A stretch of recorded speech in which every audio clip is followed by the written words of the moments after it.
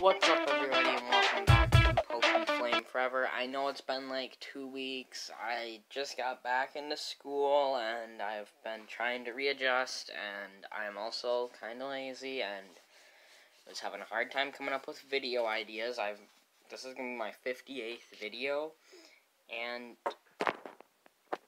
like, my year one of, well, like, 1 year anniversary of starting YouTube, so that's a lot of videos in 1 year, and, I guess my video schedule is going to change a bit now. I'm probably going to do maybe one video every other week, not every week, because I'm busy, I have homework, and other things to do. I'll try to get videos out as often as I can, but if it does end up being every other week, that's okay. I'll just try to be a little more consistent again. But I guess let's get started with top 10 legendary Pokemon. There are no mythical Pokemon in this, I know, because I have a poster of all the legendary Pokemon, so I know which ones are and are not legendary. So let's get started with number 10. Alright, I know that was a lot for me to say in the first, like, minute or two, but, number 10, I picked Zapdos. Not Articuno, not Moltres, Zapdos. Yes, the least picked team in Pokemon Go. That's the team I picked without knowing that the other ones were more popular. I picked that. It is a lot more difficult, but it still works, and I still like Zapdos the most. And, you know, I don't know why I like Zapdos the most out of the three, but I like Zapdos. Zapdos is cool. You know what I noticed? That Zapdos and Articuno both have a type advantage over the other two, but Moltres only has a type advantage against Articuno. Isn't that kind of unfair that Zapdos and Articuno could beat each other and Moltres, but Moltres can only beat Articuno? I don't know why I thought that, but I just noticed that once.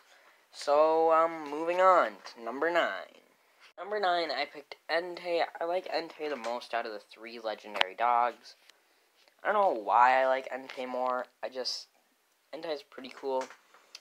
And I would like to mention now, one Pokemon that almost made the list, but didn't quite. I just couldn't find the right place for it.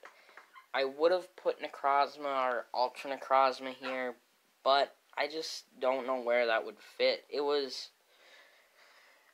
really is a overpowered Pokemon in Pokemon Ultra Sun, and then once you get it to, like, level 100, it is almost unbeatable, because with the moveset that it has, it covers a lot. So, yeah, I just thought I'd mention that, and let's move on to number 8.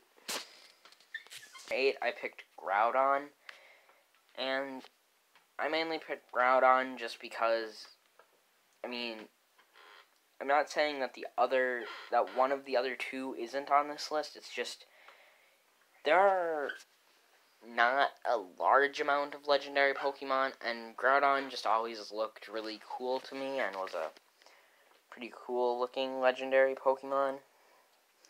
So moving on to number 7.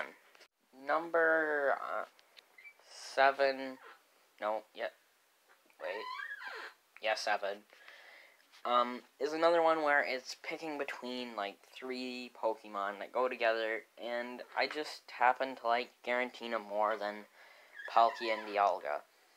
And I don't know why, just Giratina always seemed like one of the cooler legendary Pokemon, and just, to me, has a better design than Palkia and Dialga. So moving on to number 6. Number 6, I picked Ho-Oh, and the reason I show you a picture of Shiny Ho-Oh is because Ho-Oh is the first and only shiny Pokemon that I have, because in I believe it, I don't even know what the set's called. that one set where they had like the prototype Mewtwo card in it, I had an Elite Trainer box from that, and it came with a promo Shiny Ho-Oh. And I just thought it was super cool to just get a free Shiny Pokemon card, and I don't know, Ho-Oh just was always another one of those Pokemon that just always seemed cool to me. Just a neat Pokemon. Also, for some reason, was in the first episode of the anime and wasn't in the right region, so you got that. So I guess moving on to number 5. Number 5, Mewtwo is obviously going to be somewhere in this list. Everybody likes Mewtwo. Mewtwo is one of the best and most iconic legendary Pokemon. Everybody likes Mewtwo. I had to put Mewtwo in here somewhere. It was really like one of the first, if not the first, legendary Pokemon. And it was a really cool Pokemon to have in any game, really. Mewtwo is super strong, and I don't know what else. Just everybody likes Mewtwo. Mewtwo has to be somewhere in this list. But I don't want to put him up too high, because I know everybody likes Mewtwo. That's just how it is. So moving on to number 4.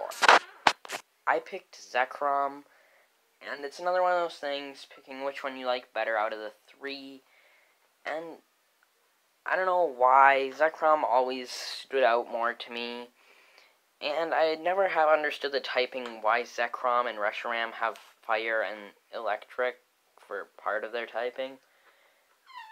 I think I might have just figured, is it because then they resist each other? And also have, oh, then they resist and be super effective against each other, because Dragon resists fire and electric, I want to say. That sounds right. Yeah, because if you have a water Dragon, then it resists electricity, so then it covers water's main weakness. Oh. You know, that makes more sense now. Just figured that out. I'm a little slow. Well, I guess, moving on to number 3. Number 3, I picked Latios, and this one, I actually have a reason for it, besides it's a cool Pokemon.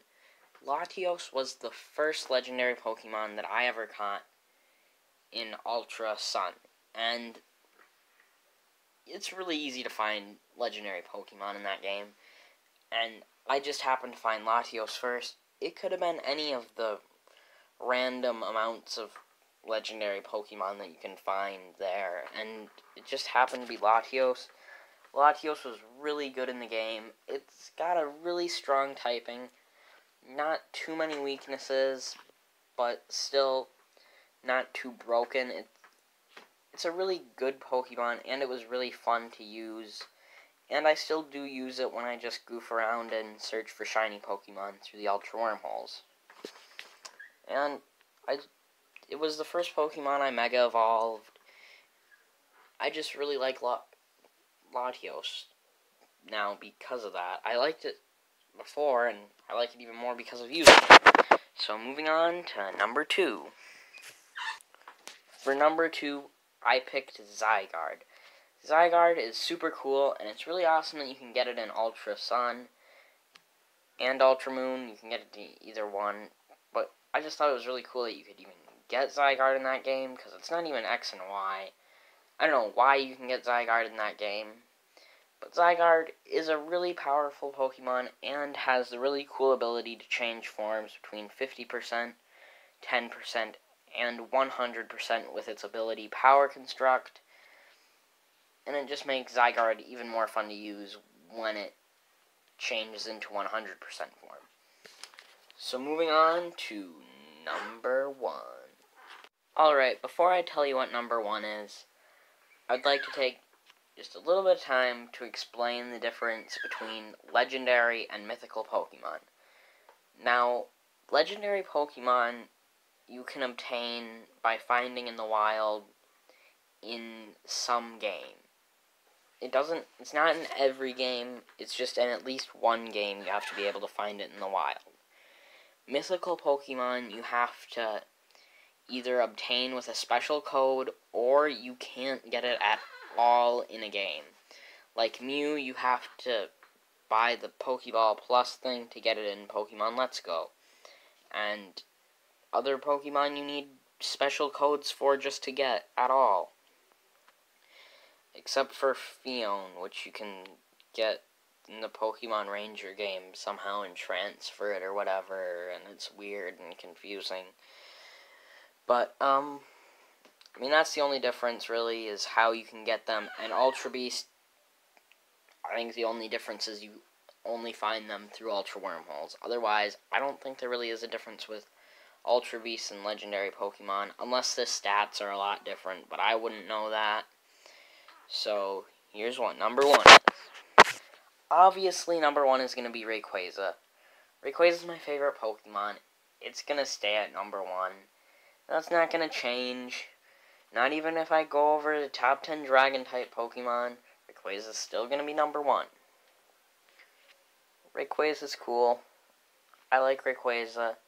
When I got Rayquaza in Pokemon Emerald, before I went to the Elite Four, I just swept the Elite Four with Rayquaza. I mean, the one person with Ice-type Pokemon was a little difficult, because I couldn't really use Rayquaza, but other than that, it was probably one of the easiest Elite Fours I've ever faced. I mean, besides, like, Pokemon Let's Go and new games, because they made it so much easier than what it used to be. So, I guess that's all for now.